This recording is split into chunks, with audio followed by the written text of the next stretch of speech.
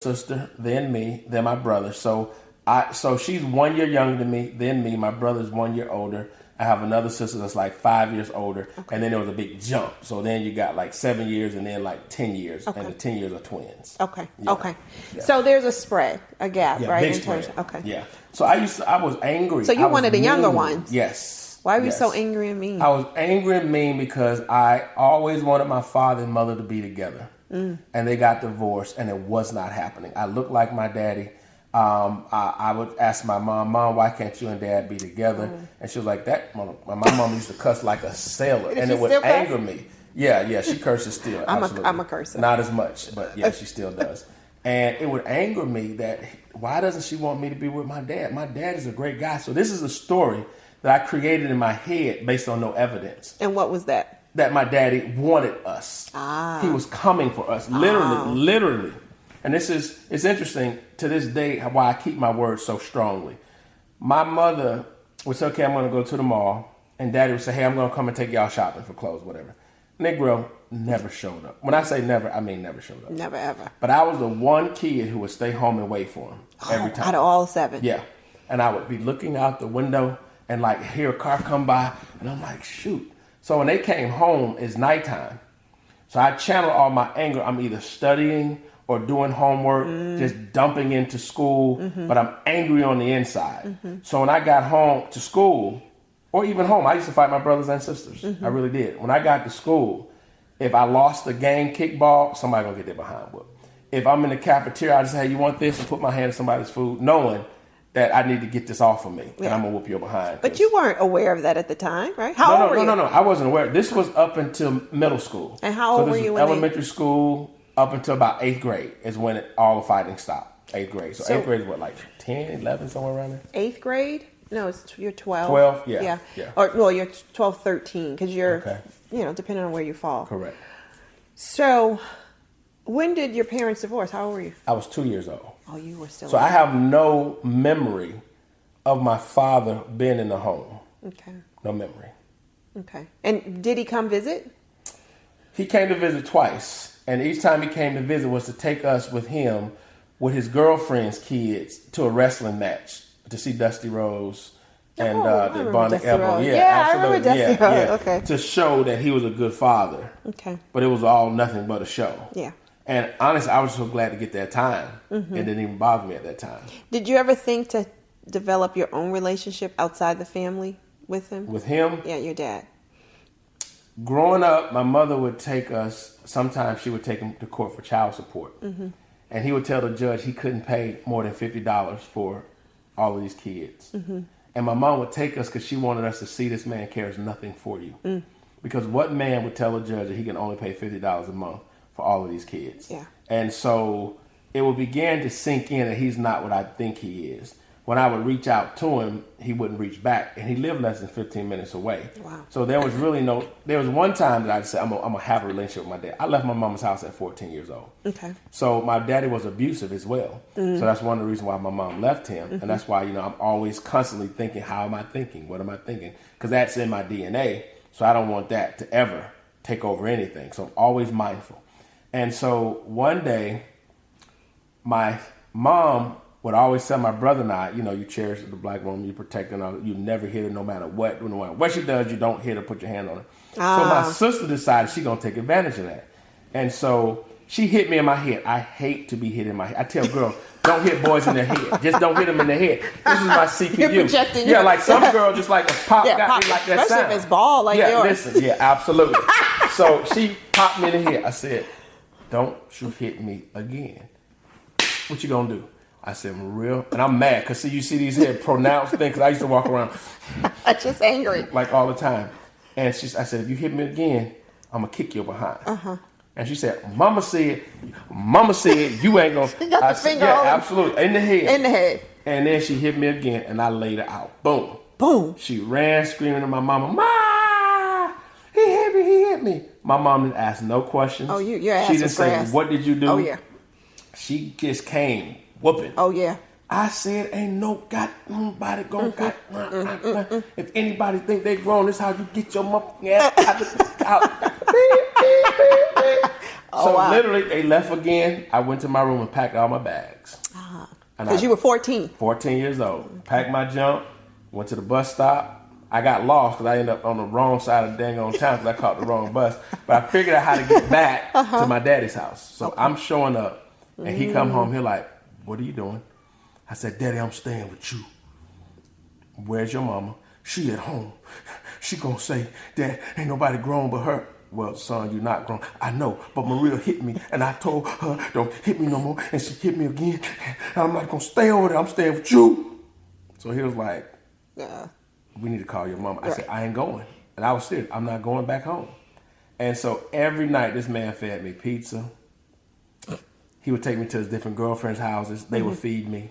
They allowed me to do my homework. So that's when I began to understand, whoa, my dad had multiple women. He had multiple women. What the hell's going on here? Like, what happened to one? Yeah, absolutely. And I also knew that if I stayed here, I would never become the man I desired to become. As a kid, I fundamentally knew I have a dream for myself as a man, and I will not become this man here in this house because he's not a man. That was profound. Yeah, and he can't teach me to be what I need to be because he's not it. I knew it. Why? How do you think you got where did that thinking come from? I have no clue, honestly, but I do know, as a kid, my cousin reminded me of this at my grandmother's funeral. He said, "You know what, I knew you were going to always be successful." I said, "Why?" He said, "You used to always walk around either with a book in your hand or a notebook in your hand, and you walk around talking about, I'm going to be an entrepreneur." I said, "A what?" He said, "You meant to say entrepreneur." I said, "Really?" He said, "Yeah, you were always with a book. You always," because I always never wanted to be in Eatonville. I always saw Eatonville as a small place that I'm from, but my destiny is bigger than this, because I think my mom inspired that, because we were poor, lived in Chocolate City.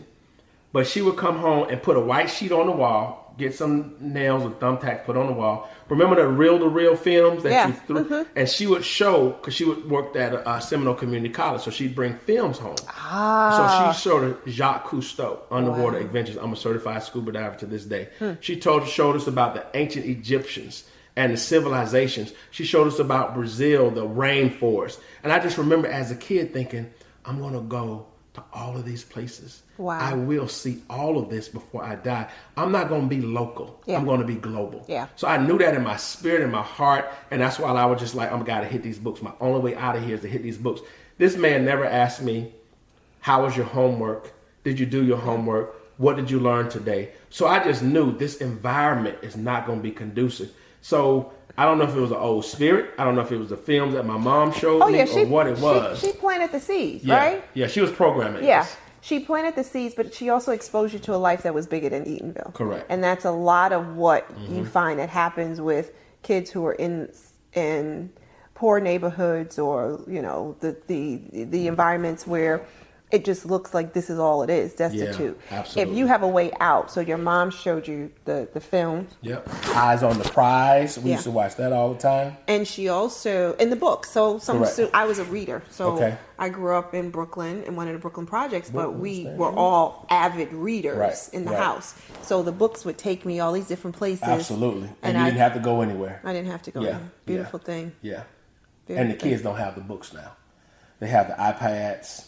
They have the video games. They have everything to saturate their mind, to take them away from their creativity into their future. Yeah, they're so overly stimulated. So you mentioned, Oprah and our connection. Yeah. So full disclosure here, everybody who's listening, Dwayne Bryant and I have known each other for many, many years. Yeah. You want to share? 17 years. Has it been 17? Yeah, the show was 1999. Oh, my goodness. Either March or April of 99. Wow. Yeah, that's 17 years. So what was that like for you? Our exchange was different, so I feel like it was two-part, right? I feel like you were on Oprah, and it had everything to do with Iyanla Vanzant. That was when she was huge at the time. Yeah. And it was... That was before Fix My Life. Right. Oh, my gosh, yes. Many years ago before Fix My Life. And so I remember just watching this... I was an Oprah fan. Right. Work, but would tape it or somehow would catch it, and saw it was just interesting to see an audience full of men. And so you're fascinated as a woman, like what they got to say, what they gonna talk about. And then for you to get up and share what you shared, you were just so on point. And it was was it at the end? Yeah, toward the very end of the show. Toward the very end, you get up and you got your list. Let me get it right because I want to get this right. Yeah. And it was very captivating. I worked for an advertising agency at the time. And being a copywriter, I could write. I could put some words together. Okay. See, that's for that reading is fundamental. Absolutely. And I wrote in. This is when you can write into the shows. Right. And I wrote this letter. And it wasn't, I think a lot of the letters that probably came through was about, oh, how fine he is. He a chocolate drop or something. Bald head, clean shaven. Mm-hmm. But my perspective was what you said and what was said. So I came from probably more of an intellectual point of view. Which is why you're featured. Exactly. Yeah, you're totally featured. Yeah. and then I get a call from the producers, and then we end up on a show together. Right. And then tell what you saw from that perspective, from that point. Sure. You know what's funny? When you stood up, I was like, wow. And I know this may be too, well, for your audience, it won't be too much, so I just keep it real. Not at all. My mama had G's. Okay, G's. So I breastfed. I could fuck pretty before I could say mama, all right? He talking about the boobies, y'all. Correct. That's what he talking about. He talking about the boobies. And so I am a breast guy. There's no question about that. Yeah. So when you stood you like the tatas. Oh my goodness. So when you stood, I was like,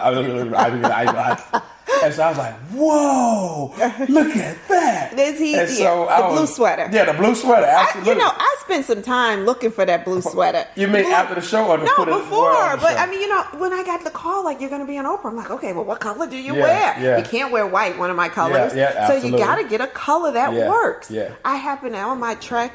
It was the right sweater because it created their perfect attention. Oh my gosh. Pre social media. But go ahead. I will never forget what you said. You said, Oprah, God has blessed me with this slender body, and I'm easy on the eye, and I'm looking for the spirit of a man. I will never forget it. But when I'm looking for the spirit of the man, they come at me something from the physical or whatnot. Yes. Yeah. Uh-huh. And I was like, she done lost her damn mind. Is that what you And she for real. Oh, please sit your behind down somewhere and be quiet. Because I'm like, you didn't come out here and know, you showing me what you want me to see. And so I was like, I was literally, if you listen to the show, you'll hear me go, because I'm literally like, he just like inches, I could listen. I was like, let me say something. And it's open. So I'm like, what do you have to say? I'm like, okay, please. She's talking about she into the spirit of a man, but how she came out here and I stood up and I mimicked you, and then the audience just went crazy. And then I felt terrible because I'm like, okay, I'm doing this for fun and jokes, but she doesn't know me. So this could be embarrassing. Yeah, this could be embarrassing to you. Oh, yeah. But like if you know me, you know I'll say whatever. Yeah. I can prank you. I wasn't embarrassed though. Really? No. Okay, because I didn't know. Because once the guys like, ooh. Oh yeah, I think we never talked about it. I come from Brooklyn. You talking about Jones and all the time. Absolutely. So no, I wasn't embarrassed at all. Yeah. I think my reaction was totally from I don't want to say visceral. That's not the word I'm necessarily looking for. But it wasn't about thinking about the audience. Yeah. When you said that, you just put me on Front Street and I was ready to get your ass back. That's exactly what I was thinking. Right. I think I said that. At that point, the whole audience disappeared. And then when Oprah said something, I'm like, oh, yeah, see, that's what I'm saying, Oprah. What are you talking about? I'm here because of, right? Yeah. She said, she wrote about you. That's right. Because I thought wrote something nice. Right. But I think and people listen, that this video is out there somewhere. And no, you know, I'm going to find it. Okay. I'm going to ask my videographer to chop this up, and I'm going to put it on Facebook, and I'm going to tag you in it.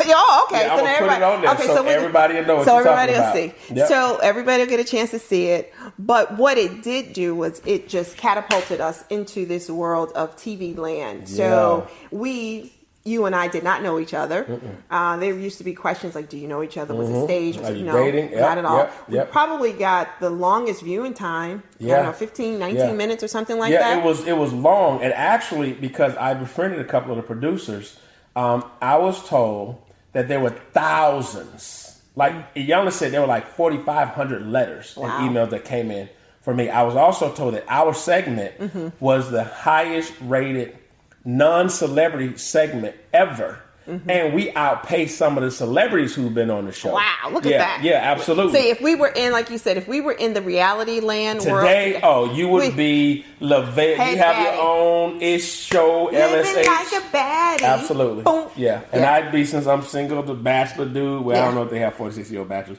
They do, DB. But we're gonna work on that. We'll work on it. So we would totally have been approached because our personalities were lively. We were fun. We were it was funny. very organic. Yeah. But but the world did try to put us together. I was called the blue sweat.